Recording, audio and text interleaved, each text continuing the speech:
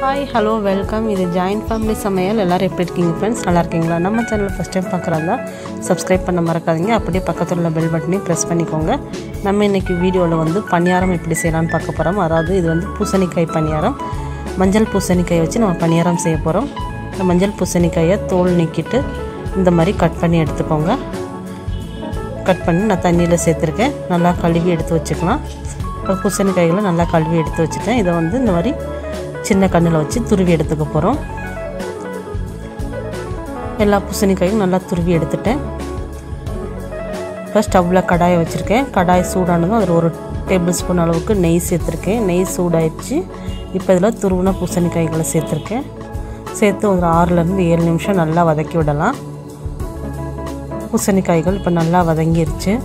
பச்சை வாசனை எல்லாம் போயிடுச்சு. பூசணிக்காயும் இங்கே நல்லா வெந்துருச்சு.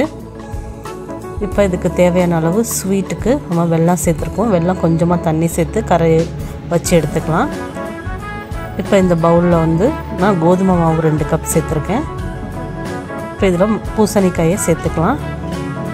துருவி வதக்கி வச்ச பூசணிக்காயை இதில் சேர்த்தாச்சு.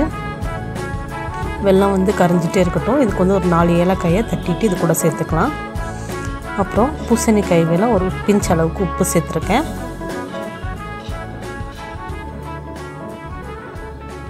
இதை கொஞ்சமாக தண்ணி ஊற்றி எல்லாத்தையும் நல்லா மிக்ஸ் பண்ணிக்கலாம்.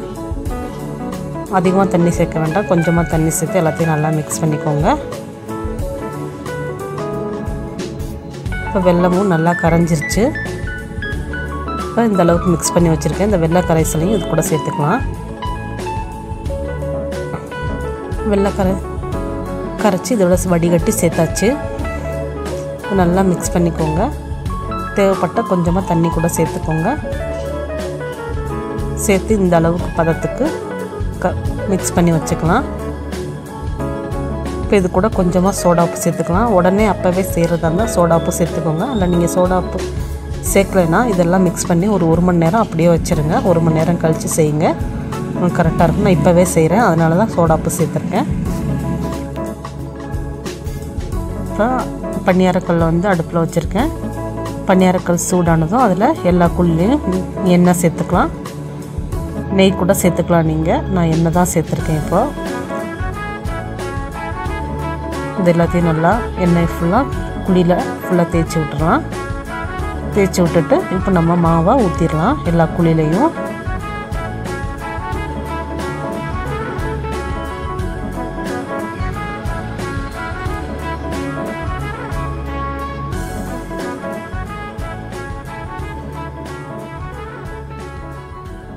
ஸ்டவ் வந்து மீடியம் ஃப்ளேமில் வச்சுக்கோங்க.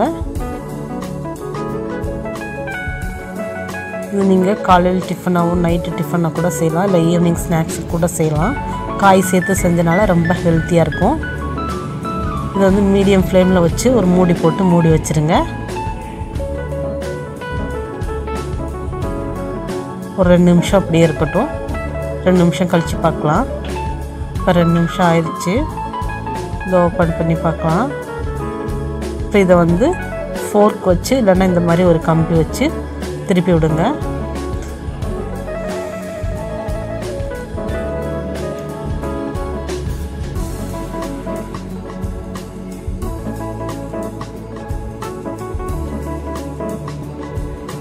எல்லா பணியாரத்தையும் இந்த மாதிரி திருப்பி போட்டுக்கோங்க. திருப்பி போட்டு அதை ஒரு நிமிஷம் வேக வச்சுக்கலாம். எல்லா பணியாரத்தையும் திருப்பி போட்டாச்சு. 1 நிமிஷம் வெந்த பிறகு நீங்கள் எடுத்து பிளேட்டுக்கு மாற்றிட வேண்டிதான். அவ்வளோதாங்க, நம்ம பணியாரம் ரெடி ஆயிடுச்சு. மஞ்சள் பூசணிக்காய் பணியாரம், அதாவது அரசணிக்காய் பணியாரம். இந்த வீடியோ உங்களுக்கு பிடிச்சிருந்தால் லைக் பண்ணுங்கள், ஷேர் பண்ணுங்கள். மறக்காமல் நம்ம ஜாயின்ட் ஃபேமிலி சமையலை சப்ஸ்கிரைப் பண்ணுங்கள். தேங்க்யூ.